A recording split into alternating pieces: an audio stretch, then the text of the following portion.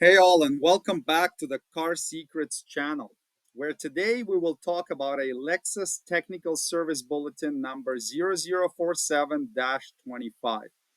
This bulletin talks about the head unit or the radio software update, and this update is applicable while looking at the list to essentially almost or maybe every model that Lexus manufactures from 2023 up to 2025. I'm not going to name them all, but it's the ES, the RX, the NX, LX, UX, pretty much everything that's out there.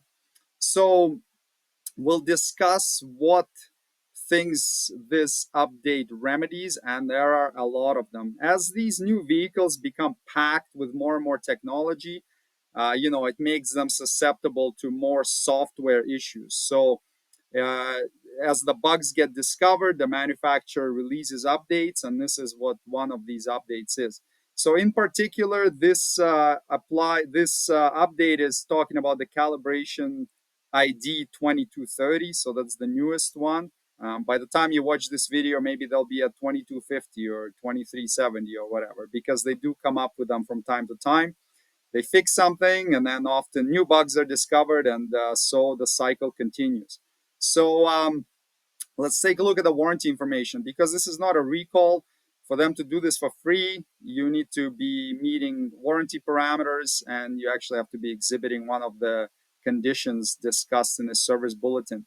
The warranty coverage for this problem is 4 years or 50,000 miles from the in-service date, which is the delivery date to the first customer, not the production date.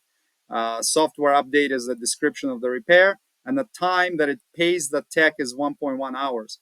Now, if you come in outside of warranty, you may get charged more than that, because warranty time is often lower than the actual time that it takes to do the repair. Now, let's go to the fun part. Like, this is all the things that it addresses, and I'm not going to read them all, but it is a huge list. So you could have like CarPlay issues, head unit reboots, or the display screen goes black, which is, pretty concerning when you're driving a vehicle. There are all sorts of connectivity issues with CarPlay and Android Auto, Bluetooth issues. Maybe Bluetooth volume isn't working properly. Sirius XM, Apple Music, all of these good things, acting up and not performing as expected. And here is a continuation of this list, I guess. Just depends on which calibration ID you had in the system, but this is a whole bunch of other concerns that this software update addresses. So, uh, you know, again, don't want to read through it all. You can take a look at it on your own time, but these are all the things that may be happening to your vehicle and would get fixed most likely by doing this software update. Here they have a huge list of different files. So based on your particular vehicle and the year of it, and the head unit package. So if it's like the basic model or the premium one, there are two types of files: the HU file and the VD file. So for each vehicle, they need to update both of these files, and these are the ones that are applicable to each particular model. It's very important to install the correct file in there, because if the wrong file gets installed, that can definitely cause problems. So let's look. Yeah, these are just more of the files for UXs for different years. And there are some very important notices here to discuss. So to prevent damage in the head unit, use only the correct file. If you stick a wrong file in there, this can definitely cause issues. And there's a whole bunch of these warnings inside this red box. So they're saying it can be downloaded from this TSB. They are saying do not extract it. So you just drag and drop it and leave it as a zip.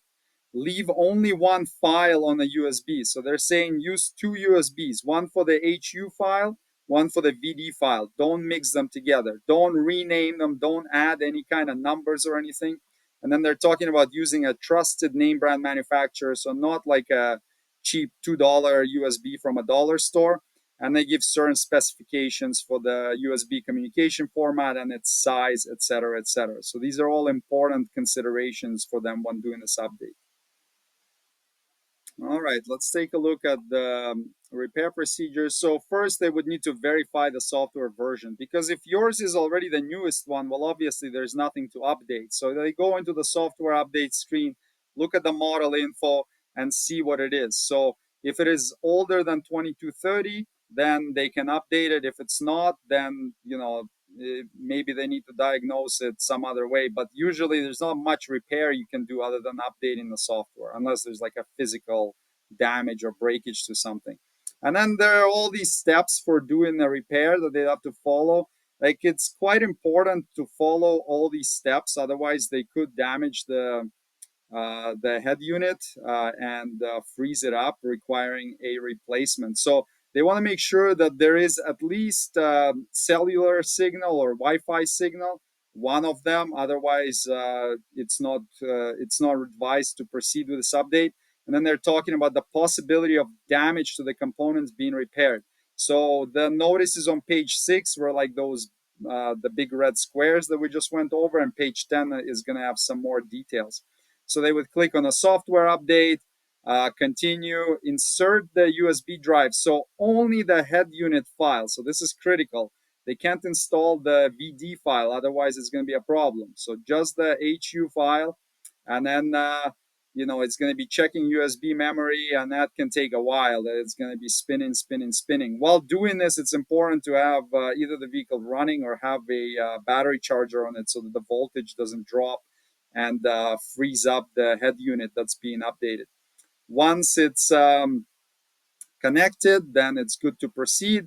They're going to press continue, accept the terms of use, and then now it's going to start the update. So this is the critical part where the vehicle cannot be shut off. You can't press cancel, you can't turn a head unit off, and you cannot pull the USB out. If any of those are done, there's a good chance things will go kaput and potentially freeze the system to where it has to be replaced entirely.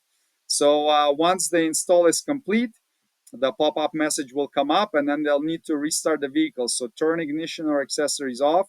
And this is kind of a fun thing. This is kind of like rubbing your belly while tapping on your head. You have to open the driver's door, close the driver's door, open the driver's door, close the driver's door. It's like a secret code. And then only after that can you turn the ignition on. So yeah, it's you got to jump through all these hoops while you're doing this. Then you have to wait 2 minutes, not one, not three, but two. And after the system is booted up, you remove the USB flash drive and you confirm if the software version has been updated.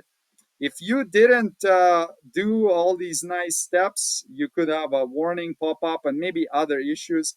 So they say insert a blank USB in to clear the system. So that's pretty interesting.